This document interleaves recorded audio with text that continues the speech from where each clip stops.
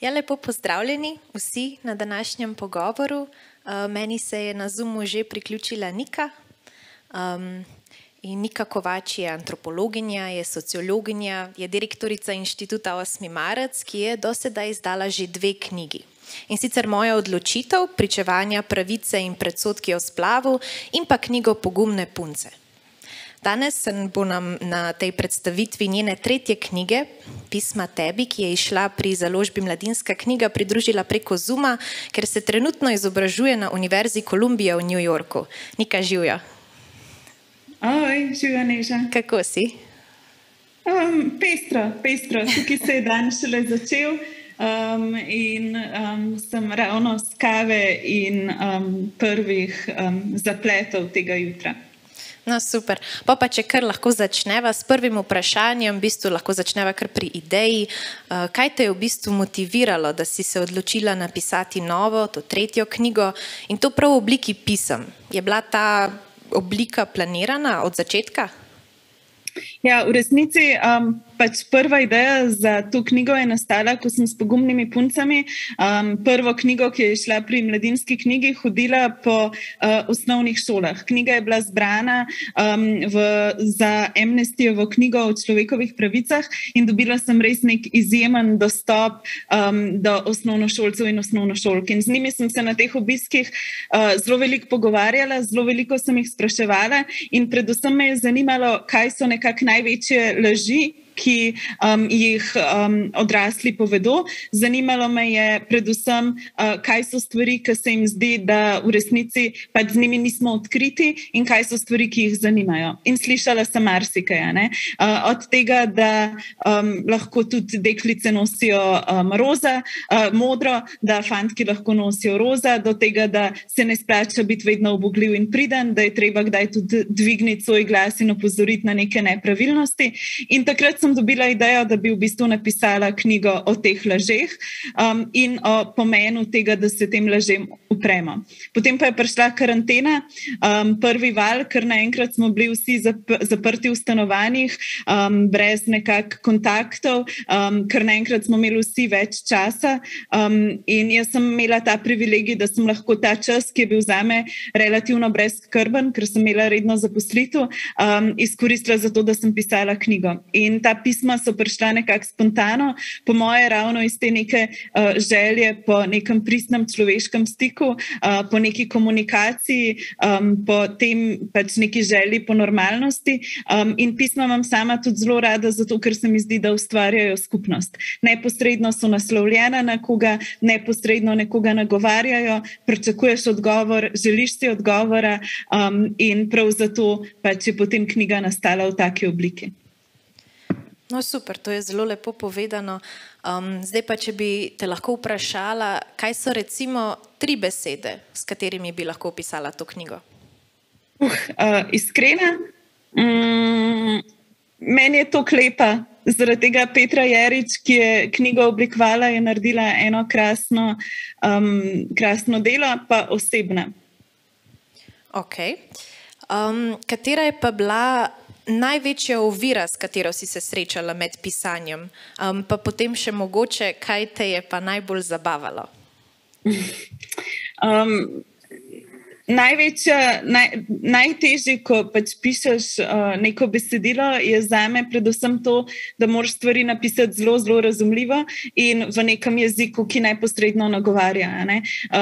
Jaz sem po izobrazbi antropologinja, sociologinja in pisanje, v katerem sem bila vedno zverzirana, je pisanje v bistvu nekih bolj pač teoretskih vsebin. Jaz sama sebe nikoli nimam za neko pisateljico ali pa za avtorico in zaradi tega je ravno izziv tega poenostavljanja besedil, ravno izziv tega pisanja na način, da je še vedno zanimivo, na način, da so stvari malo bolj sočne, gotovo ena od težjih zadev zame. Hkrati pa je bilo zame tudi zelo težko, ker je to osebna knjiga. Urednica te knjige je Urška Kaloper in ona je zelo vztrajala, da izhajam iz sebe, da se ne skrivam samo za podatki, da se ne skrivam samo za nekimi teorijami, za zgodbami drugih, ampak da v tej katerikoli knjigi pišem tudi o sebi. In če mi je zelo lahko vedno govoriti na splošno v družbi, če mi je zelo lahko skupaj z inštitutom opozarjati na neke nepravilnosti, je bil prav ta govor o sebi, o lastnih osebnih zgodbah nekaj najtežjega in na koncu sem nekaj poglavij želela prav ven vrst, recimo poglavje o sladkorni bolezni, ker mi je bilo težko, da bo to objavljeno, ampak osebno je politično, vedno je treba odpirati te stvari in zato sem vesela, da zdaj je knjiga takšna, kakršna je in hvaležna nekaj skrivnih bralcev je to knjigo prebralo, preden je išla, da so jo zelo popravili, opozarjali na nekonsistentnosti in da je bilo veliko dela vloženo v sam piljenje teksta, preden je knjiga išla. No, ko ravno omenjaš, da je v bistvu gre za zelo osebno knjigo, da si imela tudi sama pomisleke o tem, ali boš kakšna poglavja obdržala ali jih ne boš. Kako pa recimo, ko se lotiš nekega tako osebnega pisanja, kako najdeš mejo med tem, da razkriješ ravno prav, se pravi, da si še zmeraj iskren in pa da hkrati da se ne razgališ preveč, ne, da uspeš vseeno ohraniti neko to naravno intimo? Ja, težko je. Jaz sem svoje teme dobila tako, da sem res med temi pogovori v osnovnih šolah sem si jih izpisovala in sem imela en ogromen seznam tem, čez katere sem potem šla in jih v resnici potem uporabila. Se mi pa zdi, da en tak kriterij pri pisanju je, da takrat, ko se ti zabavaš, da takrat, ko se tebi zdi nekaj vredno pisati, da ko se ti zdi, da je nekaj smiselno, da si načeloma na pravi poti, zgodi se pa, da tudi sam sebi res moriš, ko pišeš, ali pa se ti zdi, da je res grozen, takrat so to teksti, ki so sam za stran.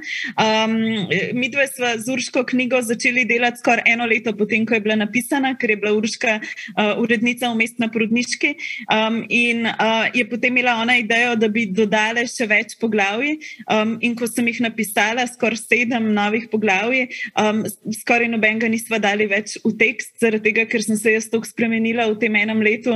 Dali smo mi čez referendum, redefinicijo kaznivega dejanja posilstva. Meni se je zgodila Amerika, da to je bila že popolnoma druga knjiga in sva rekli, ne, pustiva to za naslednjo in zdaj gremo s temi starimi teksti naprej. Tako da se mi zdi, da kvaliteta, da knjige so vedno nek skupen proces. Jaz ne verjamem v pametne avtorje, verjamem v pametne ljudi, mislim pa, da avtor sam na sebi nikoli ni dovolj pameten in mora imeti tudi urednika oziroma urednico, ki mu ven pomeče tekste in Urška je to zelo dobro delala in zvesto delala in zato je knjiga taka, kakršna je. Odlično. Se pravi, omenila si že, da si v bistvu pisala od začetka prve karantene. In zdaj, ko si govorila o tem, da si na koncu mogoče hotela dodati še teh 7 poglavij, pa se potem z urednico niste odločili za to, a pa si mogoče oziroma sta ob zaključevanju knjige pa potem vseeno popravljali kakšna poglavja za nazaj, s tem, kot si rekla, da si se že v bistvu veliko stvari si do takrat že dala čez, zgodile so se, spremenila si se.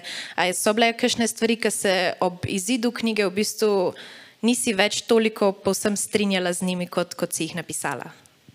Ja, napolno. Ful enih stvari so ven vrgli. Tle jaz lahko povem, da jaz dam tudi vedno mami vse knjige za prebrati in ona je najbolj stroga bralka, kar jih jaz poznam in je kar zelo konsistentno tudi ona vplivala na to, kakšen je ta tekst. Zanimivo je pri pisanju, da se ti hitro zgodi, da zapadeš v neke zdravorazumske resnice, da zelo po nesreči začneš tudi sam mogoče reproducirati neke ideološke predpostavke, v katere ne verjameš, ker smo pač preprosto vsi del sistema in sistem tako deluje. Jaz se vedno spomnim pri Pogumnih puncah, je v knjigi ostal lapsus, da punce ne uživajo v matematiki, kar je totalna neumnost in je nekaj, na kar bi jaz skočila, če bi nekje prebrala in takrat je ob drugem branju moja prijateljica Alenka na to opozorila, Veler. Tako da pač stvari se noter zgodijo, stvari se noter zapišejo in zato je pomembno, da se knjige vedno natančno bere, preden izidejo. Okay. Prej si že tudi povedala, da se prav s Pogumnimi puncami si naredila turnejo po slovenskih osnovnih šolah. Si morda enako želiš narediti tudi s pismi? Ja, pač res bi rada šla naokol.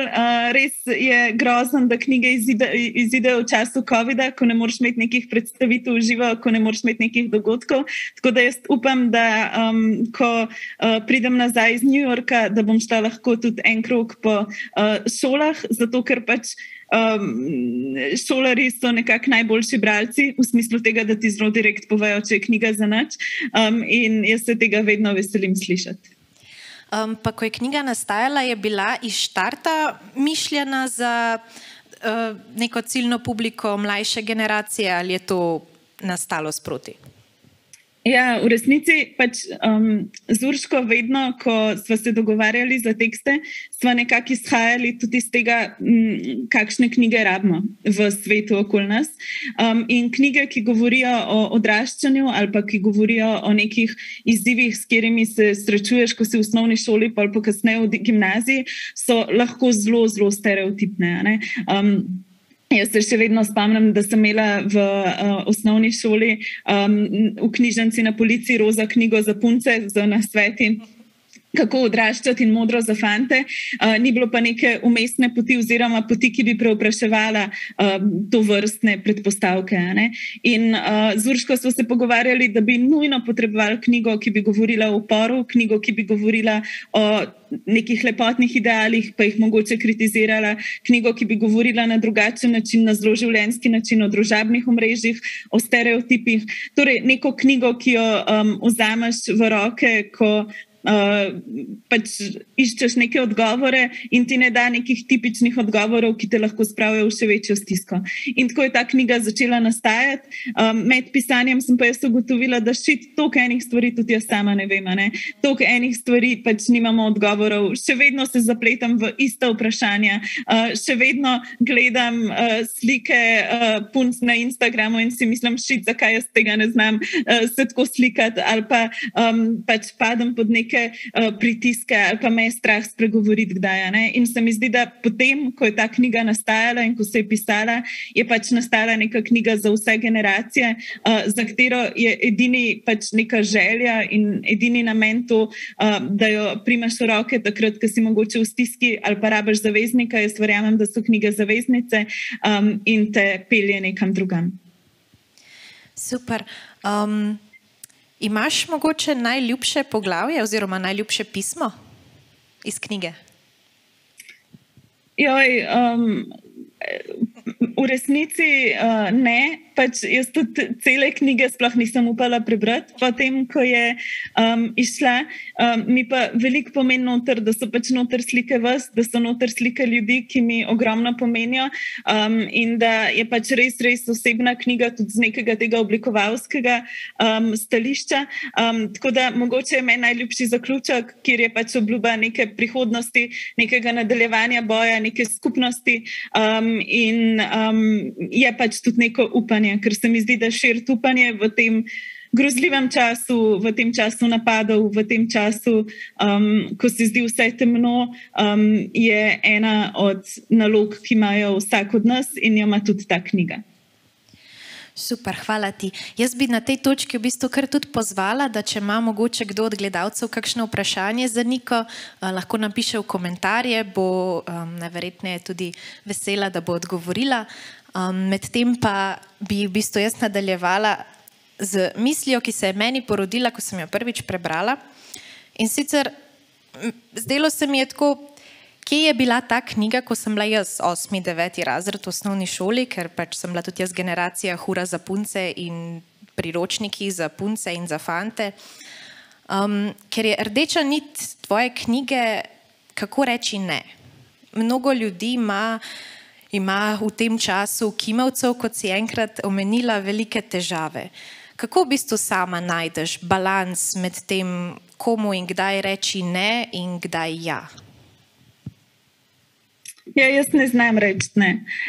Znam reči ne takrat, kadar se mi zdi, da nekdo s svojim delovanjem škoduje neki širši skupnosti.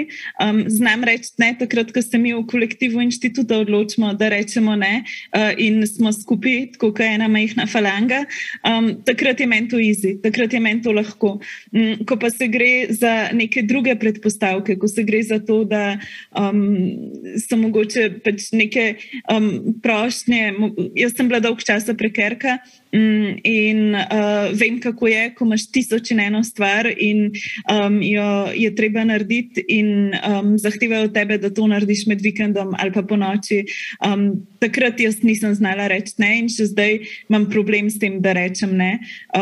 Se mi pa zdi, da se moramo vedno znova tega učiti in meni je tudi ena misel, ki jo imam jaz ves čas v glavi, je to, da kdaj je tudi to, da nič ne delamo, da si vzamemo čas zase, da naredimo eno stvar, ki nam veliko pomeni. Pa če je to, da gremo pač na sprehod ali pa da en dan spimo ali pa gledamo neumne oddaje in rečemo ne vsemu, je to v tem času pač neoliberalne družbe, ki nas nenehno potiska v delo, v produktivnost, v samo dokazovanje, na nek način revolucionarno dejanje in je to tudi eno od sporočil te knjige.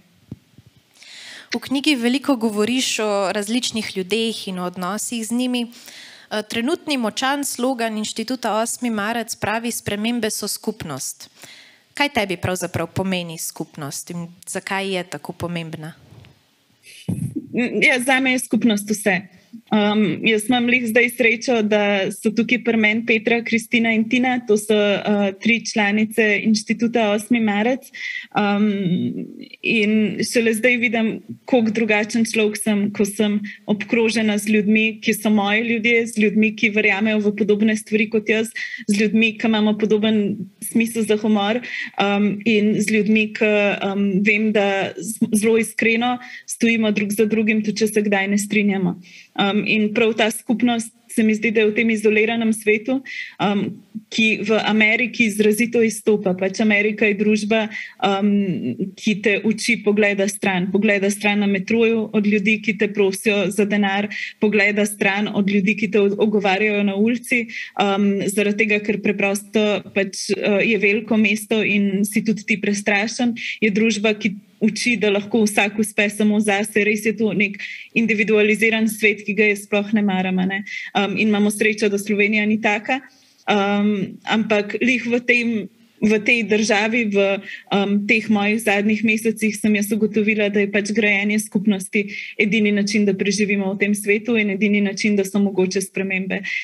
In Slovenija ima srečo, ker jaz pravim, da tukaj so doma najboljši in najbolj krasni ljudje, ki se povežejo, ki vstanejo, ki si pomagajo in zato lahko spreminjajo stvari. In prav zaradi tega v bistvu se mi zdi, da moramo fajtati in moramo držati skupaj, in lahko zgradimo tle res eno krasno družbo. No, v knjigi imaš tudi eno poglavje posvečeno Božiču in tem, kako ste ga praznovali, v narekovajih, doma. Pa me zanima, če bi delila z nami, kakšen je kaj božični čas v New Yorku, oziroma kako boš preživela božične dni, ki prihajajo. Ja, po muzejih in po galerijah in tudi s študijem. Jaz imam tukaj na faksu vsem kar nekaj stvari, ki jih pač moram narediti in toliko je težko študirati v tujem jeziku in toliko je težko biti primerjan z ljudmi, katerih materin jezik je angleščina, tako da ukvarjala se bom s tem, da bom šla pogledat še kakšno galerijo in kakšen muzej s puncami in gledala lučke. Smrekce so pa tukaj razprodane, pač, tako da bomo mogli najti neko pač alternativo. Hkrati pa pač upam, da tudi na poti domov, ker se vračam in potem naredimo kakšno štalo z inštitutom. Se veselim. Jaz sem prebrala, da si v enem komentarju že dobila, da si vabljena na eno šolo, tako da jaz mislim, da je turneja že napovedana. Zdaj za konec bi pa imela še eno vprašanje. Čigavo pismo tebi bi si ti najbolj želela prejeti oziroma prebrati? Jaz sem, ko sem pač prišla sem v New York, to je bilo oktobra tako me je treščila ta samota. Jaz sem bila vedno vajena, v Ljubljani sem jaz vedno obkrožena z enim kupom enih ljudi in letam na en konc in na drug konec. In tukaj sem bila prvič res čist sama. In potem sem po dobrem mesecu in pol dobila razglednico iz Ljubljane, prav od Urške, z čist nekim kratkim sporočilom in jaz sem se začela jokati, kad daš. Tako da jaz tukaj pač se razveselim čisto vsakega pisma, vsakega signala od mojih ljudi, ker je fino vedeti, da imaš nekje na drugi strani oceana pač svoj svet in svojo ekipo. No, super, Nika. Hvala ti za ta pogovor. Vabljeni, da knjigo kupite, čaka vas na policah Mladinske knjige. Hvala vam za ogled. Jaz mislim, da ni nobenih vprašanj več, tako da bi se vam zahvalila, pa vam zaželela lep večer. Nika, hvala tebi, da si se oglasila. Tako da ja, lahko noč. Lahko noč.